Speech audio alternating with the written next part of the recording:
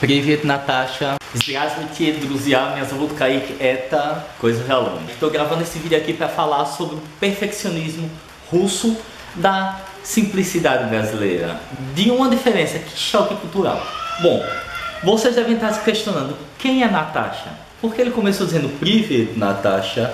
Bom, Natasha é uma amiga minha russa de Moscou, uma pessoa muito legal, muito simpática, uma russa bem bacana que eu conheci há pouco tempo. E ao conhecer Natasha, eu notei uma coisa muito interessante que eu já sabia dos russos, mas eu pude ver na prática. E o que é essa coisa interessante que eu aprendi? Eu percebi que os russos, eles são perfeccionistas demais. Eles querem, se algo vale 5, eles não querem tirar 4,5, eles querem tirar 5. Se algo é 10, o russo quer tirar 20. Eles não aceitam ser bons, eles têm que ser perfeitos. E eu percebi isso de Natasha. Essa minha amiga estuda há 1 ano português e escreve português muito bem. Tão bem que de vez em quando eu mando uma palavra com um erro gramatical e ela diz, não entendi essa palavra. Eu disse, desculpa, porque eu escrevi errado. E ela me pede muito perdão quando ela erra uma palavra. Se ela troca um O pela letra U, ela diz, me desculpe, Kaique, me perdoe, eu sou burra. Não, você não é burra, não. Ela, mas eu errei uma palavra. Eu digo, mas você não tem obrigação de saber falar essa palavra, você é russa, você não é brasileira. Aí ela chegou uma vez que eu disse isso, ela falou bem assim pra mim, então, é por isso mesmo, é porque eu sou russa. Aí eu disse, sim, mas os brasileiros são muito diferentes.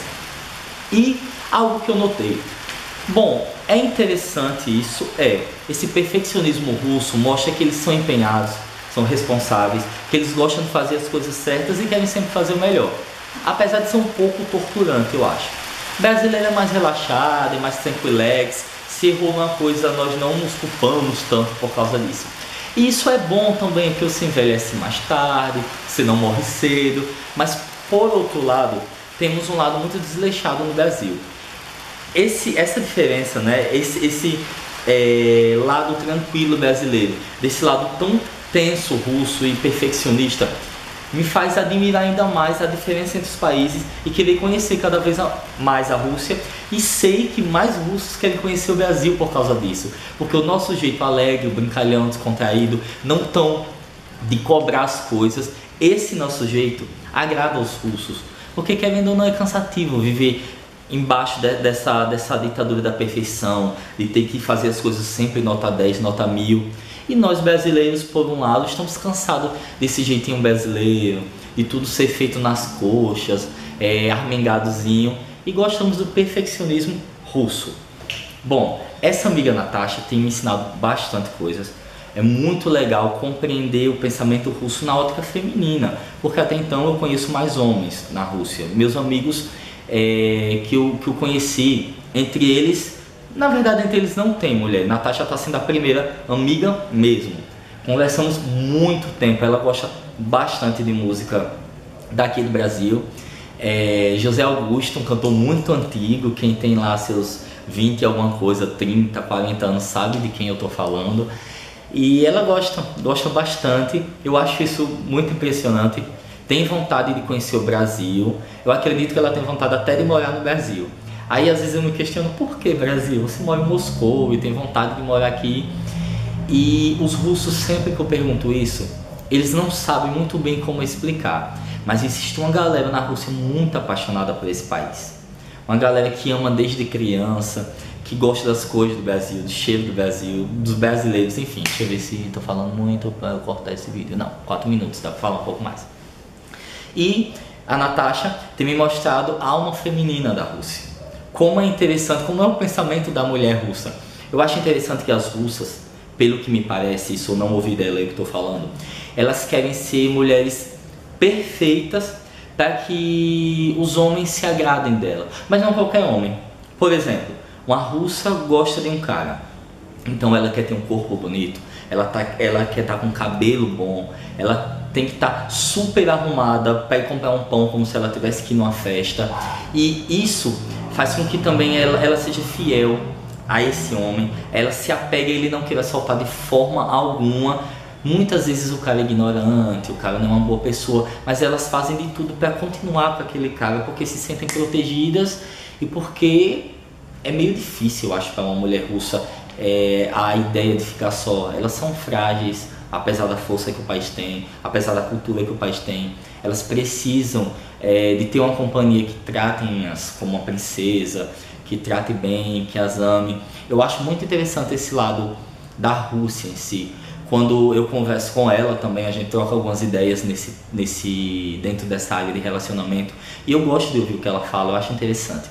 E eu também falo meu pensamento e como o Brasil funciona.